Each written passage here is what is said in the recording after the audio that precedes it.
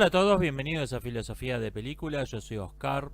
Cuando se estudia un fenómeno marcado con una palabra tomada del habla popular, la definición del objeto no es un asunto de poca importancia. La palabra necesita recibir una definición rigurosa, pero a la vez esa definición rigurosa tiene que coincidir aproximadamente con el uso popular de la misma. Estos dos objetivos no son fáciles de satisfacer ambos. Implícita en Hobbes está la definición de la guerra como la ausencia de una ley en común. El estado de guerra existe allí donde dos grupos de hombres no reconocen una ley común. Los combates son solo una consecuencia del estado de guerra, no algo esencial en este. Von Clausewitz definía la guerra como la imposición por la fuerza de nuestra voluntad a otro. Estas definiciones filosóficas tienen el inconveniente de abarcar también muchos fenómenos que popularmente no se llaman guerras. Hobbes consideraba el crimen una guerra. Según la definición de von Clausewitz, una paliza doméstica es una guerra. Por eso se prefieren con frecuencia otras definiciones de origen empírico, más vagas en sus conceptos, como violencia organizada a gran escala o dos grupos de hombres armados que se disputan un territorio. Personalmente prefiero la definición de Hobbes y, en consecuencia, considero que en efecto no hay ninguna diferencia esencial entre la guerra y el crimen. El crimen es una pequeña guerra, la guerra un crimen a gran escala.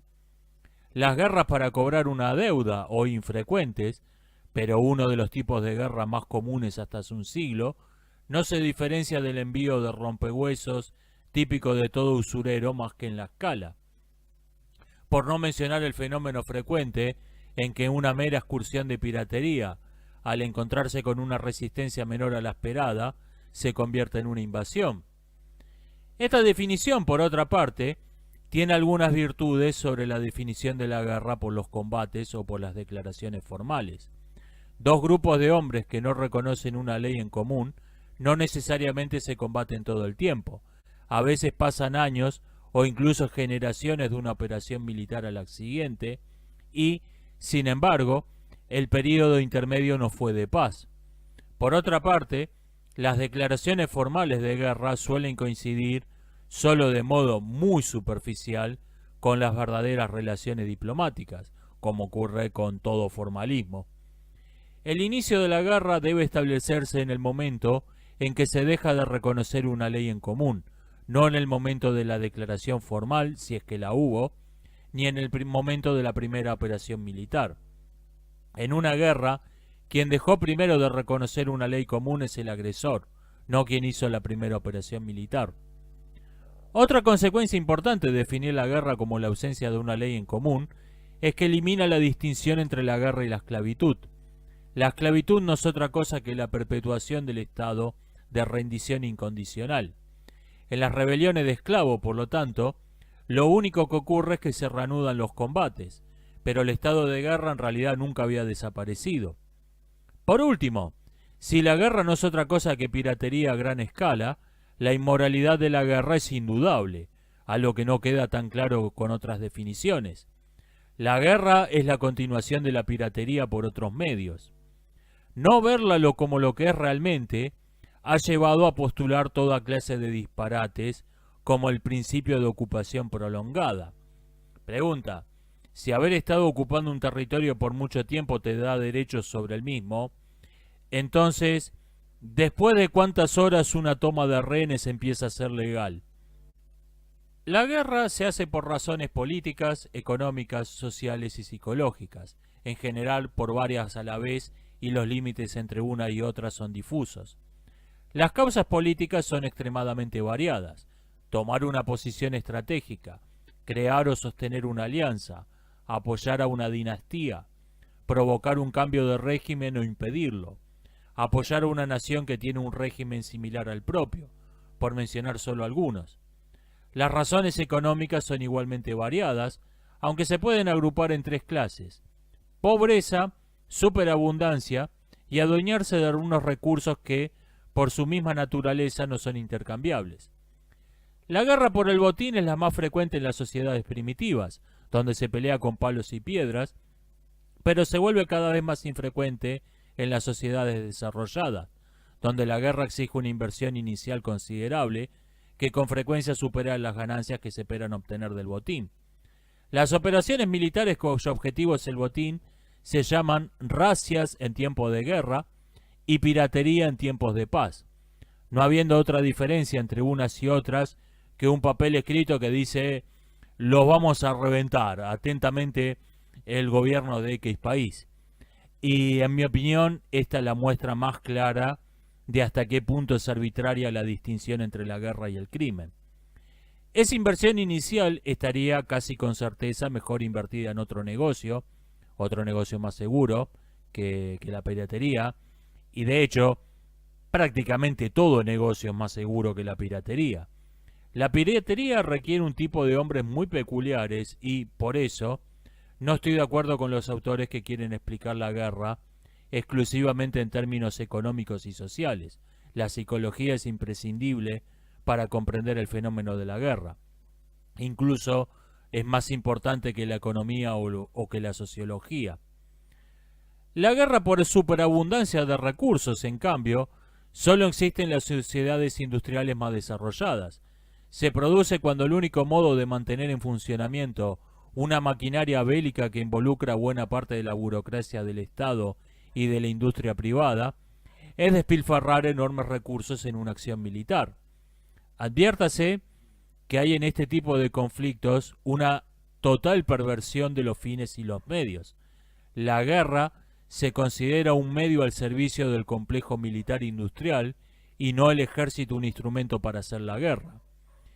Entre los recursos no intercambiables, donde el comercio pacífico simplemente no es una opción, los principales son la tierra y las mujeres. La guerra por mujeres puede parecer un tipo de conflicto propio de sociedades primitivas y puede que a los hombres civilizados incluso nos escandalice la sola idea de que se hable de las mujeres como un recurso. Sin embargo, varios autores han predicho que los infanticidios selectivos podrían hacer reaparecer las guerras por mujeres en el siglo XXI. Entre las causas sociales de la guerra hay que mencionar la religión, la migración de un grupo que no se integra en un tiempo razonable a una sociedad, o incluso que no demuestra el menor interés en hacerlo, como los musulmanes en Europa hoy. O bien se canalizan las hostilidades internas en una guerra exterior. En estas guerras las causas sociales son una causa indirecta, mientras que en las guerras civiles son su causa directa. Por último, los principales motivos psicológicos para hacer la guerra son el miedo, la envidia y la arrogancia. El miedo es la causa de las llamadas guerras preventivas, donde, previendo que se va a ser atacado, se prefiere tomar la iniciativa en el momento oportuno. De más está decir que con mucha frecuencia la guerra preventiva resulta ser una profecía autorrealizada. Hace poco oía a un analista militar español que definía este tipo de conflictos como guerra paranoica. Me pareció una buena definición. La guerra por envidia se produce cuando un país pobre se propone destruir a otro más rico por el solo hecho de ser más rico. No hace falta aclarar que este tipo de guerras, la verdadera causa nunca es explícita y se invoca siempre algún noble ideal como pantalla. El saqueo de Roma por los vándalos quizás sea el ejemplo histórico más claro. En nuestros días, todo país bananero cree ser una víctima de Estados Unidos y todo demagogo bananero explota ese resentimiento. Hay otro tipo de guerra por envidia que yo llamaría envidia histórica, común a épocas de decadencia como la nuestra. La emprende una potencia decadente no por envidia al país atacado, sino por envidia a sus propios antepasados. La obsesión de Adriano y otros emperadores romanos decadentes con Britania es un buen ejemplo de este tipo de guerras. La envidia y el resentimiento de los decadentes contra sus antepasados es, desde luego, siempre una causa indirecta de la guerra, con la única excepción de la vandalización de monumentos, tumbas y obras de arte, que podríamos considerar guerra directa contra el pasado. En Egipto, durante los anárquicos tiempos del segundo período intermedio, llegó a haber un ministro del saqueo de tumbas.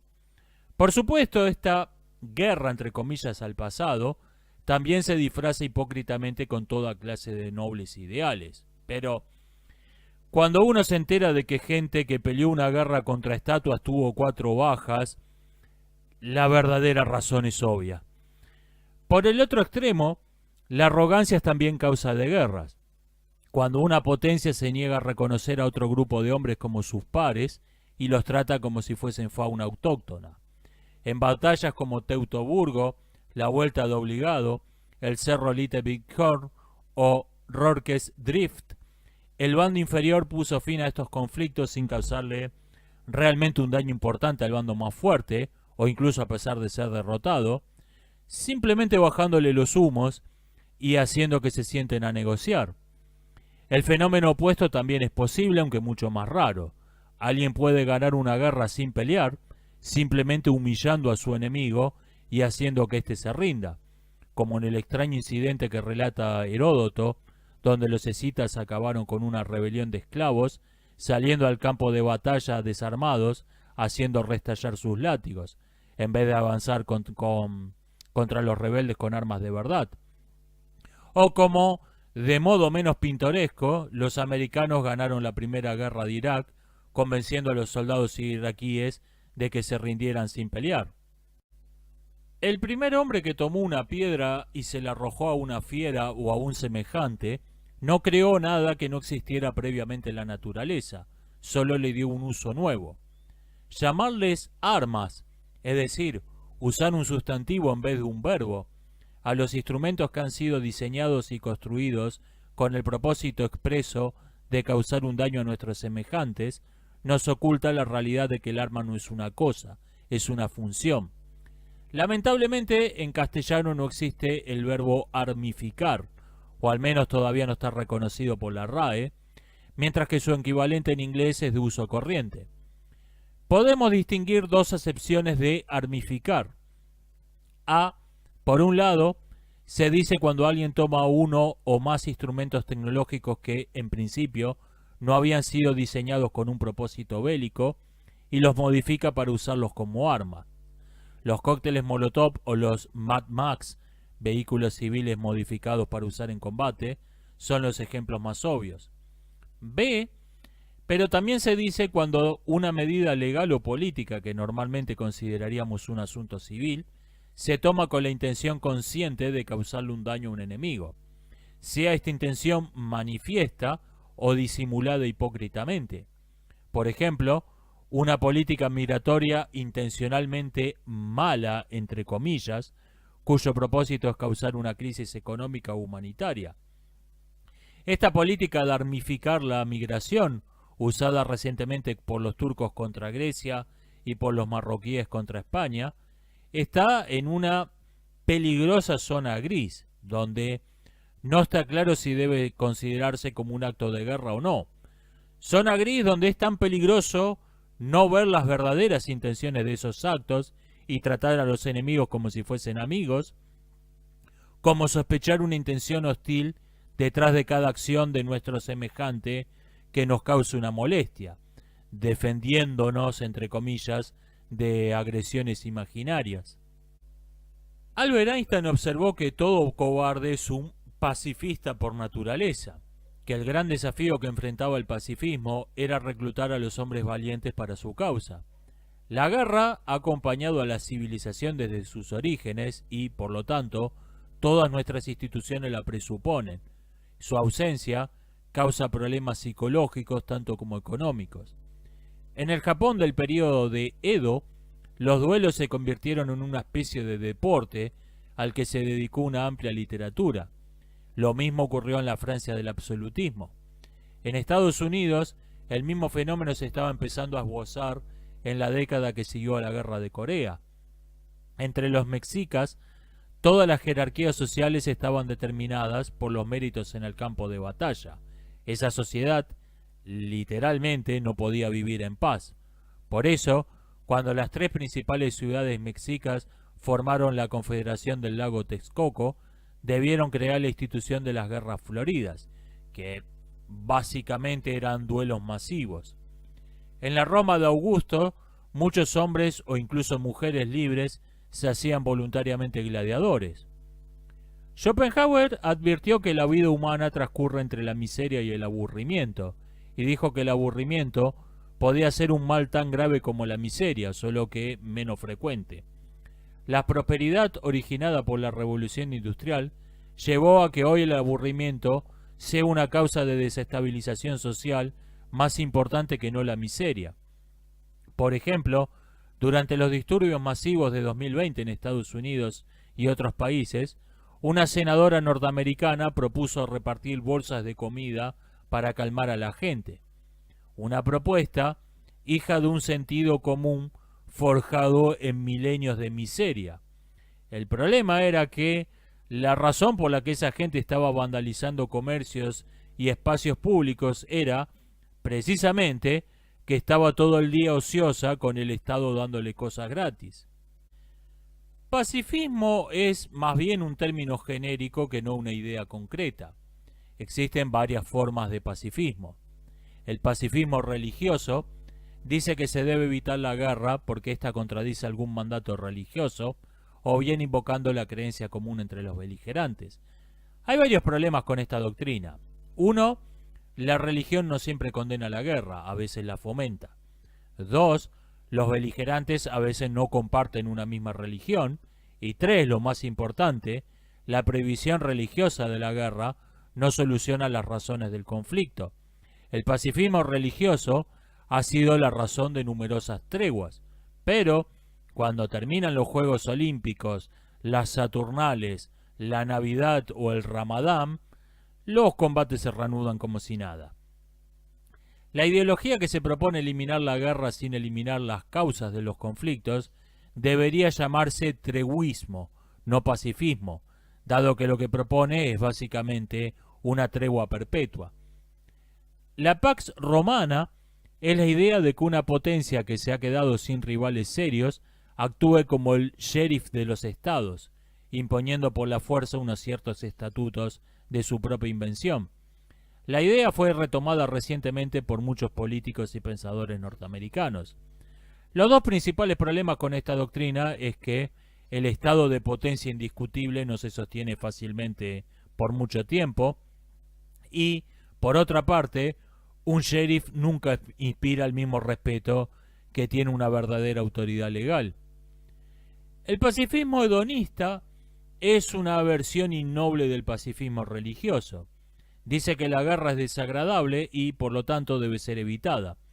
La energía que se destina a la guerra debe ser orientada a otras actividades más placenteras.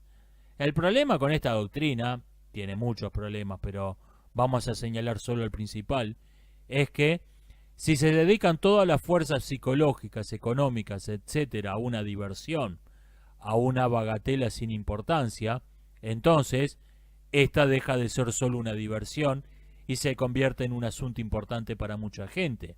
Y si se convierte en un asunto importante, se está dispuesto a matar y morir por ello. Si todo el mundo adoptase la doctrina del pacifismo hedonista, la guerra de los verdes y los azules en la antigua Constantinopla o la guerra del fútbol entre Honduras y El Salvador dejarían de ser curiosidades históricas y se convertirían en el tipo más frecuente de guerras. Por no mencionar que las tres rebeliones masivas contra Roma estuvieron lideradas respectivamente por un bufón, una Eda y un gladiador. El pacifismo asociado a una reforma política o económica es la afirmación de que la guerra desaparecerá cuando cambien las relaciones económicas o la forma de gobierno. Es difícil saber hasta qué punto esto es solo un tópico retórico, una promesa hueca cuya falsedad no se va a volver evidente hasta que el régimen político o económico cambie efectivamente, o si es algo que sus predicadores creen honestamente. La ceguera de este tipo de pacifistas a veces es asombrosa. Rousseau dice que la guerra es una consecuencia de la monarquía, al mismo tiempo que se dedicó a estudiar las guerras de la República Romana. Los comunistas del siglo XIX nos dicen que el comunismo eliminará todas las guerras, mientras escriben sus diatribas en contra del militarismo de los jesuitas, y en nuestros días mucha gente predica que todos los males de la política internacional se van a solucionar mágicamente si el Partido Comunista Chino cae y China se convierte en una democracia, como si Estados Unidos no existiera. Los pacifistas pragmáticos buscan eliminar la guerra por algún recurso superficial pero efectivo, sin meterse a solucionar sus causas de fondo. Hay tres doctrinas dignas de mención en esta categoría. 1. Paz por el monopolio de las armas. Dice que si una potencia tiene el monopolio de un arma tan devastadora que no sea posible hacerle frente, todo el mundo aceptará desmilitarizarse y someterse a su imperio. Solo hay un ejemplo histórico de esta situación, el fuego griego-bizantino. Modernamente, la idea fue propuesta por algunos generales norteamericanos al final de la Segunda Guerra Mundial.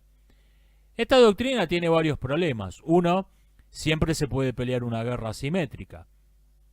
El dominio de la potencia con el monopolio del arma invencible solo es posible si dicha potencia usa ese poder con sabiduría y moderación, de modo que su imperio no resulte más odioso todavía que la guerra, y la mayoría acepte su dominio como un precio razonable a pagar por la paz y la seguridad. Y 2, se sostiene en una situación extremadamente atípica y que puede cambiar en cualquier momento. Otra doctrina pragmática digna de mención es, en cierto sentido, su opuesta, la doctrina del equilibrio de poder. Si todas las potencias tienen unas fuerzas similares, nadie podrá emprender la guerra con éxito, por lo que buscará una salida diplomática. La reducción del poder militar se puede lograr mediante el desarme gradual simultáneo. El problema con esta doctrina lo señaló claramente Nietzsche, y es que se funda en la mutua desconfianza, el cual, convengamos, no es el suelo más firme para fundar una paz. Nietzsche propone, en cambio, el desarme unilateral súbito. Hay unos pocos ejemplos históricos de desarmes unilaterales súbitos que evitaron guerras, pero se trató en todos los casos de guerras absurdas que en principio no deseaba nadie. Por último, el pacifismo internacionalista dice que si hubiera un solo Estado, éste no tendría a quien hacerle la guerra. Esta doctrina, primero que nada, olvida que existen las guerras civiles. Un vistazo a los números basta para comprobar que las guerras civiles no son una broma, sino que son tan sangrientas como las guerras entre estados. La mitad de los conflictos más sangrientos de los últimos 2 siglos fueron o bien guerras civiles o bien conflictos mixtos, donde una o más potencias extranjeras tomaron partido en una guerra civil. Pero, más importante, que solo pueda existir un Estado mundial no quiere decir que no puedan existir innumerables proyectos acerca de cómo debería ser ese Estado mundial. La guerra del Pacífico entre los nacionalistas norteamericanos y los nacionalistas japoneses fue tan sangrienta como la guerra en Europa, pero terminó con una verdadera paz, mientras que la guerra en Europa, en donde se enfrentaron 3 proyectos cosmopolitas, terminó con la total destrucción de uno de ellos y un estado de guerra fría entre los 2 restantes. Puede haber tantas naciones como se quiera, pero solo puede haber un Estado mundial. Gaston Berthoud llama pacifismo plañidero a la doctrina que dice que la guerra desaparecerá si los artistas y los retóricos logran pintar con todos sus colores los horrores de la guerra, porque entonces nadie más querrá hacer la guerra. El problema del pacifismo plañidero es que no se preocupa de entender las causas de las guerras. Como dice Berthoud, las plañideras no curan al enfermo, los médicos lo curan porque estudian las relaciones causales de su enfermedad. El problema con el pacifismo plañidero es que cuando uno lo define y lo describe de modo riguroso, su falsedad, su absurdo es evidente, pero con frecuencia lo oímos como un postulado tácito. Por ejemplo, oímos decir cosas como: después de los horrores de X conflicto, la gente no quería saber más nada con la guerra, por lo que hubo varias décadas de paz. Y los hechos históricos parecen corresponderse con esa afirmación. Pero si vemos más de cerca esos éxitos aparentes del pacifismo plañidero, nos encontramos con que las verdaderas causas de esos periodos de paz relativamente largos, fueron otras completamente distintas. Uno, el final de las guerras largas y complejas suele ir acompañado de la extensión y profundización de toda clase de ligas, y estas son la causa de la paz duradera. No fueron Auschwitz ni Hiroshima la causa de la relativa paz interna que gozó Occidente durante la segunda mitad del siglo pasado. Fueron la OTAN, las Naciones Unidas y el Mercado Común Europeo. La guerra de 1914, en cambio, terminó con la firma de un tratado mierdoso y la creación de una liga de bromas. Y, aunque por 20 años casi nadie habló de otra cosa que de los horrores de la guerra de trincheras, una nueva guerra era inevitable. Otra razón de esa paz es que las naciones beligerantes suelen ser más parecidas entre sí después de un conflicto largo de lo que eran antes, lo que posibilita la creación de ligas basadas en principios más sólidos. Y acá tenemos que refutar otro mito histórico muy extendido, que los vencedores le imponen su cultura a los vencidos. Este mito viene en dos versiones. En versión de izquierdas, parte del supuesto indudablemente falso de que todas las culturas tienen el mismo valor. Este disparate, a su vez, procede de la visión de la cultura como algo completamente estéril e inútil, un decorado ideológico que se añade sobre las relaciones económicas, las cuales son las únicas que importan realmente. El hombre de cultura vendría a ser un parásito que se nutre de una economía de la que no forma parte. El error de esta doctrina está en que la mayoría de las actividades culturales no son, digamos, escribir manifiestos. La cultura genera valor, la cultura genera poder militar, la cultura genera influencia política. Separar cultura de economía es radicalmente falso. En la versión de derecha tenemos el mito del imperio civilizador, donde una acción indudablemente inmoral como es la conquista, se justifica diciendo que es un medio necesario para llevar una cultura superior a un pueblo bárbaro. Acá por lo menos no existe el dogma ridículo de que todas las culturas valen lo mismo, aunque el hecho de que la cultura superior tenga las mejores armas se considera que es solo una coincidencia, o bien se le da una explicación mítico-religiosa, como que Dios le dio la pólvora a los que quería que ganaran. La cultura no necesita imponerse por medio de la conquista. La cultura superior se impone sola. Etiopía, que derrotó a todos los ejércitos europeos enviados contra ella, es hoy una nación bastante parecida a todas las ex colonias europeas en África, para bien y para mal. Cuando los romanos tomaron Grecia, adoptaron su cultura movidos por la admiración que ésta les inspiraba. Y esta ha sido la regla general cuando una cultura inferior se impone militarmente a otra superior. Lo contrario es la excepción dentro de algo que ya de por sí es una excepción. El vandalismo de los inferiores movidos por envidia existe, pero es un fenómeno histórico de poca importancia. Los vándalos fueron inmortalizados en nuestro idioma por un solo acto particularmente despreciable, pero lo cierto es que a ellos le debemos la conservación de entre 1/3 y 1/5 de los clásicos latinos aproximadamente. Existen incluso algunos extraños apologistas de la guerra, lo cual suena como esos ejercicios de retórica donde alguien se pone a defender lo indefendible, salvo porque están hablando en serio.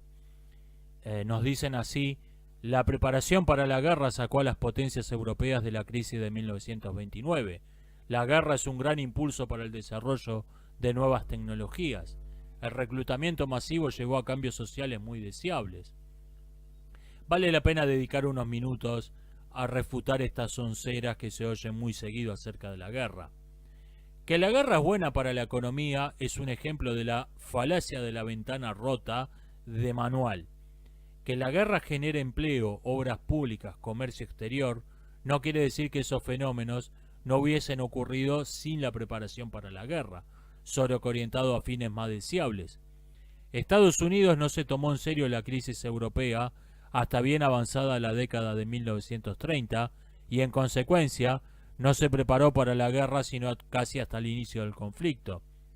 En esa década, la industria automotriz americana creció exponencialmente. Su método de producción en serie se extendió a otras industrias. Empresas de transporte de carga y pasajeros desarrollaron el aeroplano de un modo impresionante. El cine sonoro se vuelve extremadamente popular. 10 años después de la guerra de 1929, Estados Unidos se dirigía claramente a una edad de oro económica, la cual fue frenada por la guerra. Históricamente, la mayor parte de la industria se destinó al uso civil. La mayor parte de la población son civiles, y hay algo en la mentalidad militar que es un tanto incompatible con la creatividad y con el desarrollo de ideas innovadoras. La ingeniería militar es un pequeño apéndice de la ingeniería civil, en donde se toman los desarrollos creados por esta y se les busca una nueva aplicación práctica para fines bélicos. La guerra, en todo caso, es una muy ruidosa campaña de publicidad con la que todo el mundo se entera de la existencia de esas nuevas tecnologías, pero no es su causa. Finalmente, el reclutamiento masivo suele llevar a ignorar los roles sociales previos a la guerra, y al terminar esto, eso va a llevar a que muchos excombatientes reclamen reformas legales y cambios sociales. Pero esas protestas van a ser manipuladas y transformadas en nuevas formas de explotación, ampliando y legitimando algo nefasto que ya existía antes de la guerra, solo que bajo un nuevo barniz ideológico. Por ejemplo, el uso de mujeres como mano de obra barata en las fábricas era tan antiguo como la fábrica misma. Esa práctica era unánimemente despreciada y repudiada como inmoral desde todo el espectro político, desde el conservadurismo más puro al socialismo más radical. En las guerras mundiales, muy especialmente en la Segunda, el empleo masivo de mujeres en la industria fue el único modo realista de enlistar ejércitos de millones de hombres. Se difundió una amplia propaganda que mostraba a las obreras como el complemento necesario de los soldados. Tras la guerra, el desprecio por el empleo de mujeres como mano de obra barata y las propuestas de abolir el trabajo femenino junto con el trabajo infantil desaparecen por completo del discurso político. El uso de mujeres como mano de obra barata había pasado a ser una liberación femenina, y si te ponías a eso, eras un machista que deseaba mantener a las mujeres en su opresión tradicional. Al mismo tiempo que se difunde esta propaganda, en los 1950s, el modelo de producción de la guerra industrial se atomiza y se convierte en el nuevo modelo ideal de familia. El hombre debe dedicar todo su tiempo y todas sus energías a la empresa para la que trabaja. El cuidado del hogar y la crianza de los hijos pasan a ser tareas exclusivas de la mujer.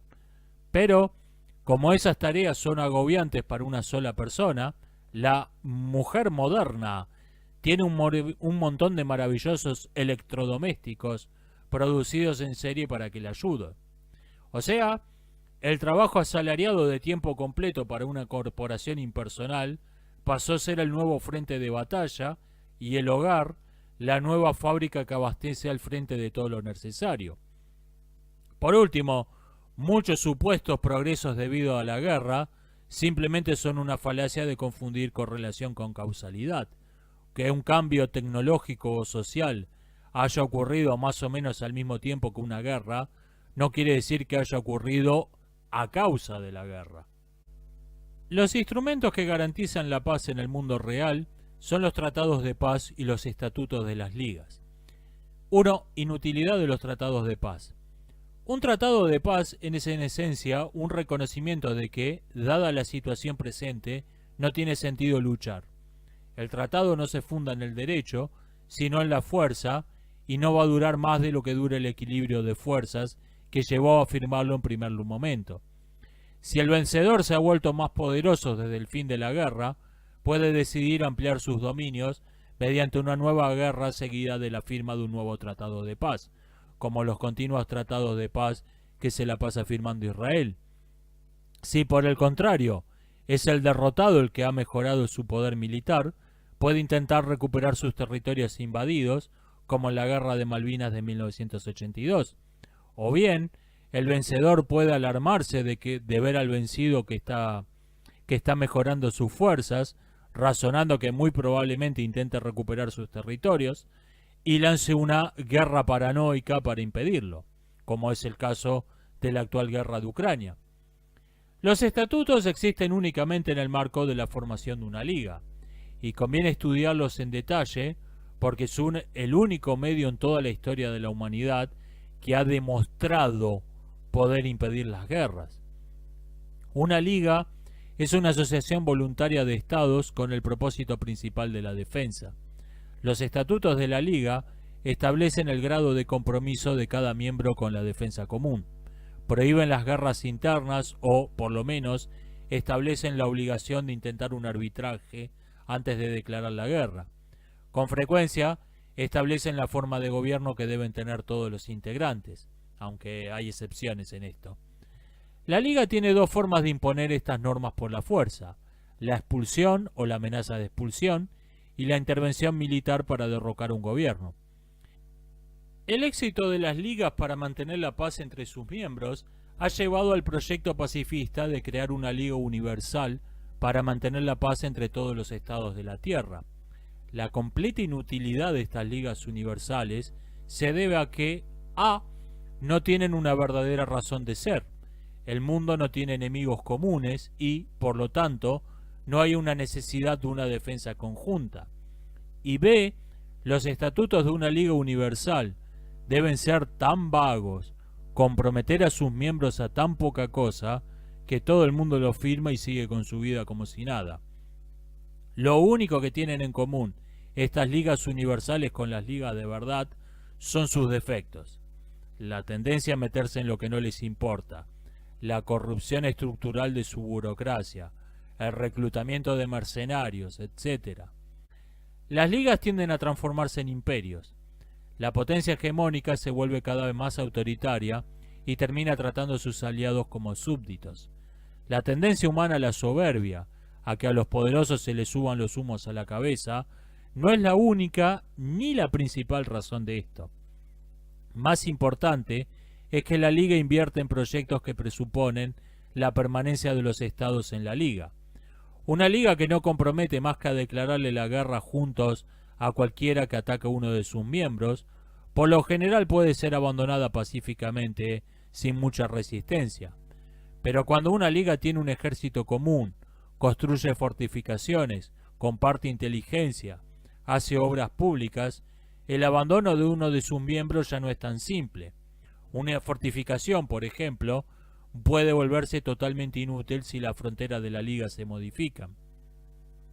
La liga eventualmente se ve forzada a prohibirle a sus miembros abandonarla, y entonces puede convertirse en una de dos cosas: o un imperio o una federación. Dado que ninguna liga permanece de modo indefinido como tal, lo más conveniente es ponerla en el camino a que se convierta en una federación y no en un imperio. Todo proyecto de crear un parlamento, de votar representantes comunes, de redactar una constitución común, debe ser apoyado. Todo programa al que se destinen fondos de la liga sin otro control real que el del hegemón, todo reemplazo compulsivo de los símbolos nacionales por los de la liga, toda clase de tribunales que apliquen una ley que no fue votada por los Estados miembros, deben ser rechazadas como una forma de ocupación extranjera. Y en esto es muy importante prevenirse de uno de los sofismas que ven solo dos posiciones políticas posibles: o estás a favor de la liga o sos un separatista. Esto es falso. No toda integración es igual. Por lo tanto, uno puede y debe oponerse a unas formas de unión sin que ello implique rechazar otras. Las ligas se forman en principio para defenderse de un enemigo externo. Su constitución es en principio democrática, pero es necesario que una potencia asuma el rol directivo para mantener la unidad de propósito y una estrategia coherente. Esa potencia se llamaba en griego hegemon. Ahora bien, aunque el hegemon comienza siendo solo un primus inter pares, un primero entre iguales, al correr los años se empieza a diferenciar del resto de los integrantes de la liga. El hegemón concentra la mayor parte del poder militar, mientras que el resto de los integrantes se limitan a financiarlo económicamente. En contra de lo que uno esperaría por sentido común, no es el hegemón, sino los aliados los que impulsan estos cambios. Desaparecida o al menos disminuida la amenaza inicial por causa de la cual se formó la liga, los aliados empiezan a quejarse del excesivo rigor marcial que exige el hegemón y se plantean la posibilidad de abandonar la liga.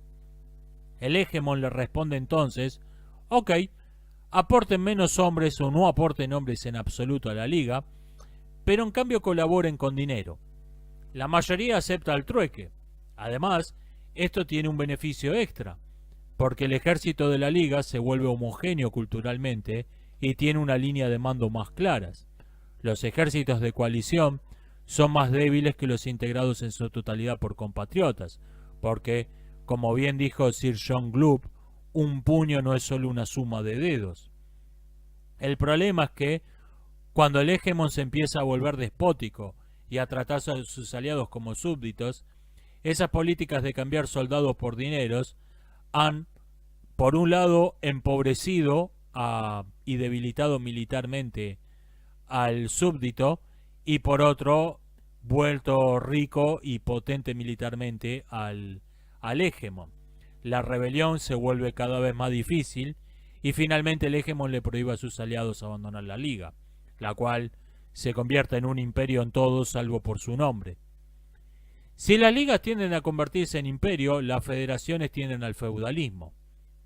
Un feudo se forma cuando los lazos que unen a una federación se debilitan y no hay realmente un vínculo que una a las poblaciones, solo una mera alianza entre burócratas extraordinariamente corruptos que se forma al margen de toda institución legal reconocida.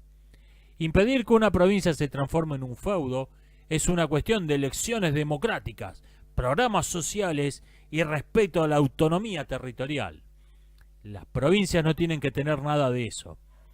Las elecciones provinciales sirven para entronizar dinastías de reyesuelos que se suceden entre sí sin una verdadera oposición.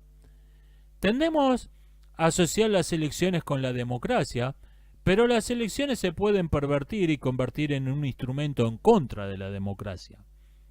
Los programas sociales destinan enormes cantidades de fondos de la federación a causas vagas, mal definidas y por lo tanto en los que es imposible verificar si los objetivos se han cumplido.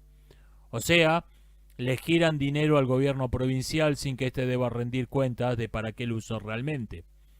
Y las fuerzas de defensa provinciales terminan convirtiéndose más tarde o más temprano en ejércitos privados. Aunque todos los estados modernos se basan en mayor o menor medida en la República Romana, nadie ha imitado que yo tenga noticias una de sus mejores leyes. El poder ejecutivo en la República Romana estaba ejercido por 2 cónsules cuyo mandato duraba solo un año. Cuando terminaba su mandato, cada uno era nombrado gobernador de una de las 10 provincias en las que se dividía la península, cargo que ejercería por 10 años, también en colaboración con otro gobernador. Con esa ley mataron de un solo tiro 2 cánceres crónicos de toda república moderna, los gobernadores provinciales y los expresidentes. Como el imperialismo y el feudalismo son 2 males en cierto sentido opuestos, en distintos momentos históricos se deben defender políticas opuestas para evitarlos.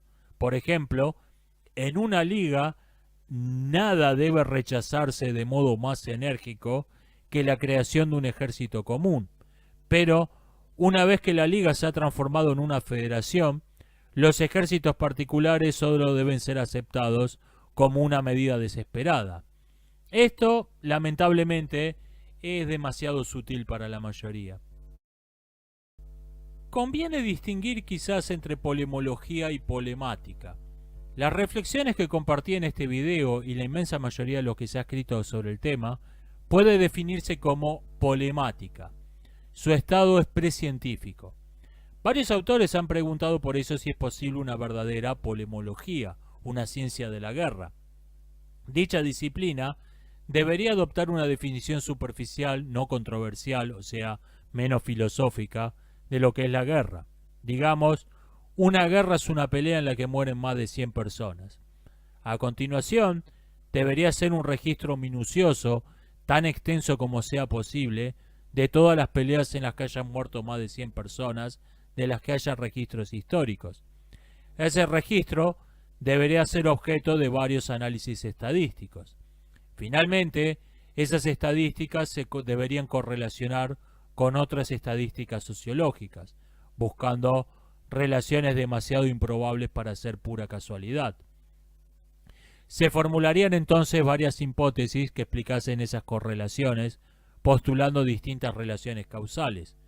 Cada una de estas hipótesis debería ser al menos una predicción contraintuitiva, absurdamente improbable de acertar por casualidad, y esa predicción debería confirmarse o demostrarse falsa en la realidad. Solo conozco dos hipótesis que han intentado esto. La de Malthus, que postula que la guerra es directamente proporcional a la densidad poblacional, y la de Spengler, que postula que es inversamente proporcional a la industrialización. Esas dos hipótesis tienen la virtud de que sabemos sin lugar a dudas que son falsas. Lo digo sin ironía. Todo lo demás que se ha dicho sobre el tema muy probablemente sea también falso, pero no hay modo de saberlo. A lo largo de este video he evitado caer en toda forma de pacifismo plañidero. Me he limitado a hacer un análisis puramente racional del fenómeno guerra, lo cual implica necesariamente adoptar un tono frío, poco emocional. Quiero terminar por eso citando las palabras de Heródoto de Halicarnaso. En la paz, los hijos entierran a sus padres. En la guerra son los padres los que entierran a sus hijos. Solo un demente podría considerar que esta situación es preferible. Nos estamos viendo, hasta la próxima. Solange sich die Erde um die Sonne dreht, solange es Kälte und Hitze, Sturm und Sonnenlicht gibt, wird es auch Kampf geben. Auch Kampf zwischen den Menschen und den Völkern. Würden die Menschen im Paradies leben, würden sie verfaulen. Das, was die Menschheit geworden ist sie durch Kampf geworden. Krieg ist eine natürliche, normale Angelegenheit. Krieg gibt es immer und überall, hat weder Anfang noch Ende. Krieg ist das Leben selbst. Krieg